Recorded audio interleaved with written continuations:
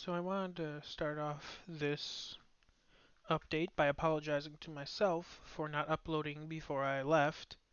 I had intended to, and then got distracted by my thesis paper that I have been kind of rush writing. It's a standard thing. I had about a month and a half to do it, maybe 2 months, and I'm doing it in about 2 weeks.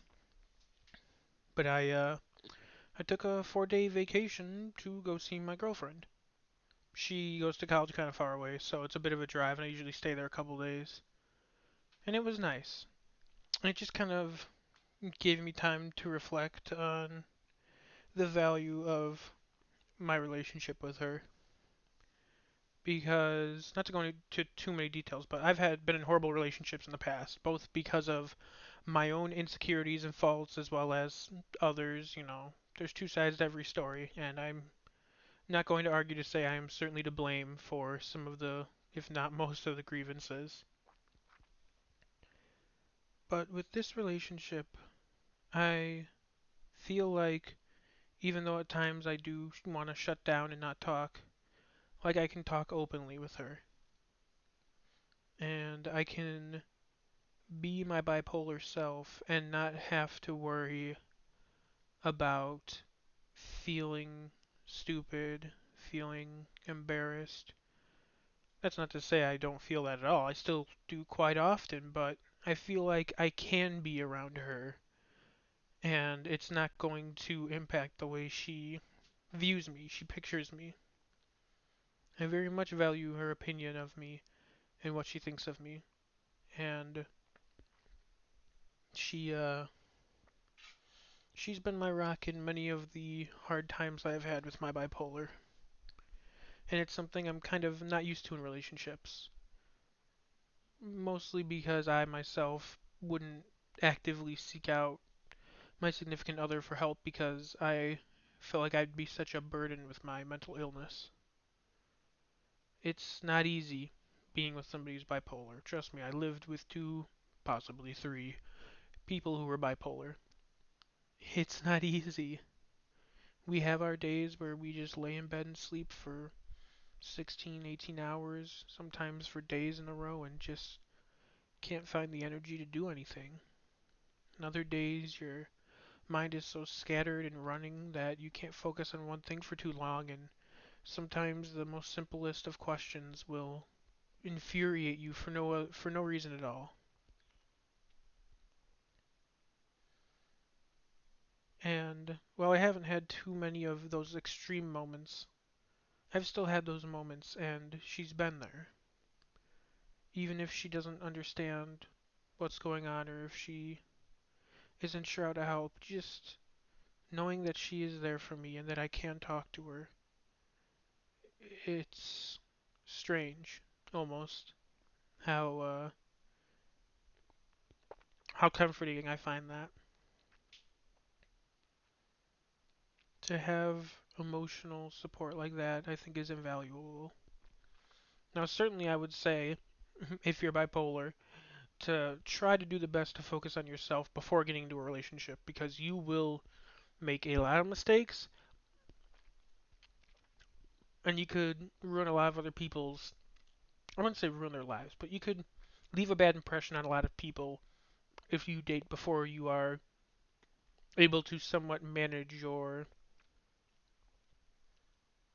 emotions.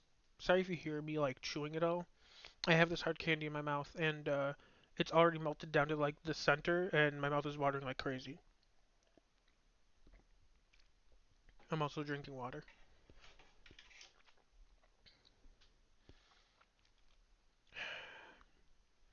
I'm honestly not sure where to go from here. I mean, we had a great time. I stressed about school like I always do. I bring my schoolwork to her place to work on it, but I still can never focus. I can never keep a straight thought while I'm there. I don't know whether it's just being in a different place and it's hard to focus, if it's just my anxiety gets too high because I'm so worried about school even though I have no reasons to. But focusing is impossible, so I always bring my homework just in case I feel like there's a time when I can do it. Maybe it's just that I'm too spoiled and I need to be able to adjust better because I'm not always going to be able to sit at a desk and do my homework. Hopefully I will be, but I'll never, I don't think, like my girlfriend actually said, I won't always have this luxury. And so I should try to adapt better if I can.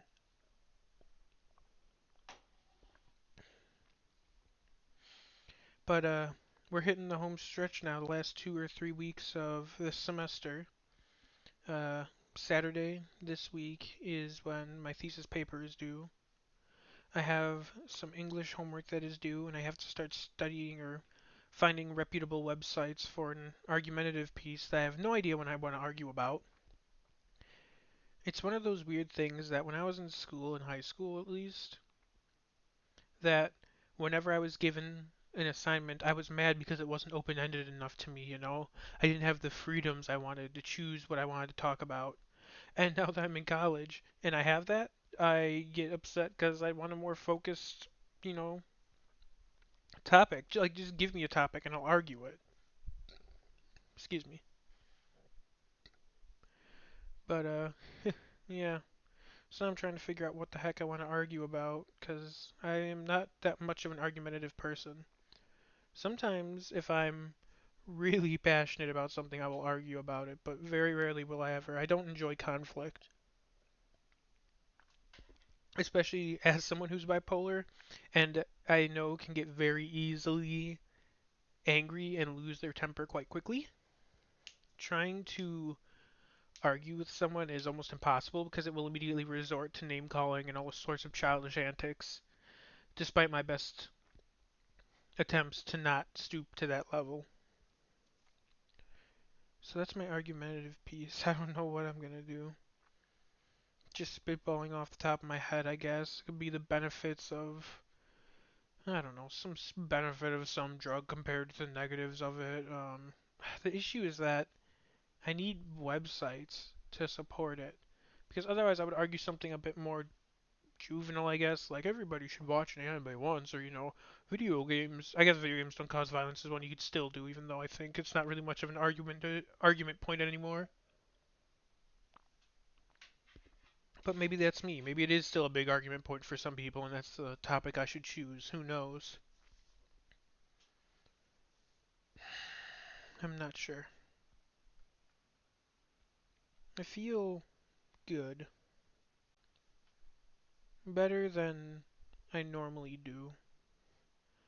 I feel confident that I can get my work done in time as long as I don't go through a rut like I had been in like the last week or two. Because last week or two, there were certainly days where I sat at my computer all day and didn't touch homework once, and that was to great detriment. But this week, at least today and yesterday, I'm feeling more confident in my ability to sit down, focus, and do my work. And I'm hoping that that will stick with me throughout the week because I think this is going to be like my make it or break it week when it comes to my final tests and exams and stuff. I think we have the thesis paper due this week and then the exam next week. Or our final test, I think it's worded as instead. I don't know, I'm going to have to look it up. But regardless, this really feels like the make it or break it week, and strangely, I don't feel as anxious as I think I should. And who knows? Maybe this is false confidence. Maybe I'm going to wake up tomorrow and be an absolute anxious wreck thinking about it. But at least for right now, I think I'm ready for it, and I think I will do well. Do I think I'm going to get like an A plus on my thesis paper? No. I think maybe I'm just being too hard on myself, but I think an 87 is what I'll probably get, somewhere in like the B plus B range, which I'll be extremely happy with. I mean, I think currently I'm at like 55.57 out of like 60 so far for like overall grade for the class. So I mean, I'm pretty on top of it. Just not feeling super confident on this paper, but I don't feel like I'm gonna bomb it, which I think is all I can really ask for.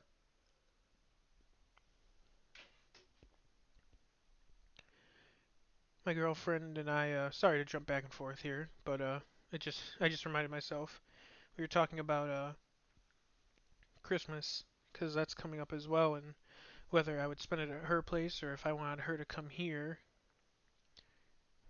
And I think I want her to come here. The main issue is driving her back would be kind of annoying because my car is a sports car. It's an old crappy one. Don't think I'm rich by any means. And it does not do well in snow. So driving in the snow would make me anxious in general. I feel bad though making her take a bus here because the bus ride would be like a full day ride, which I would I feel, I bitch about a 4 hour drive there, 4 hour drive back. It's like she'd be sitting there on the bus for like 10 hours. I don't know. I'll think about it more. I would like to have her here. My niece and my nephew will hopefully be here, and she's met them before, but I would love for her to just see them again and have them see her and I don't know, play and be goofy around her because I love those little kids and I want them to like her a lot. I'm sure they do. I mean, they ask about her all the time. I'll be on my phone just messing around or something by them, and they'll go, "Is that Nah? Is that her? Is that her?" And I'm like, "No, guys, it's not her." I'm like, "That's just my background," because my background's a picture of her, and it's just so cute because Jason, my nephew, can speak pretty well so far. But my niece Olivia, she's kind of there, but not really. So like she'll kind of ask, but I won't understand what she's saying, and then she'll like grab my phone, like pull it down so she can look at it. She's like, "Hi, hi." She's saying hi to the picture of her. It's so adorable.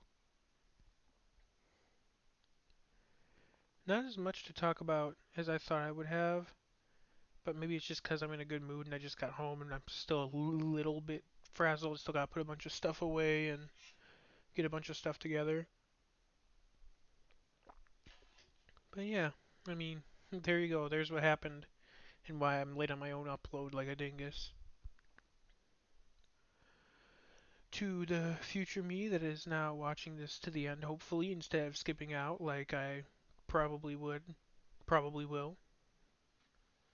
Remember the good week that you had, and that even though you had your emotional moments, your bipolar moments, you didn't let it rule you. You didn't let it loom over you and dominate your life.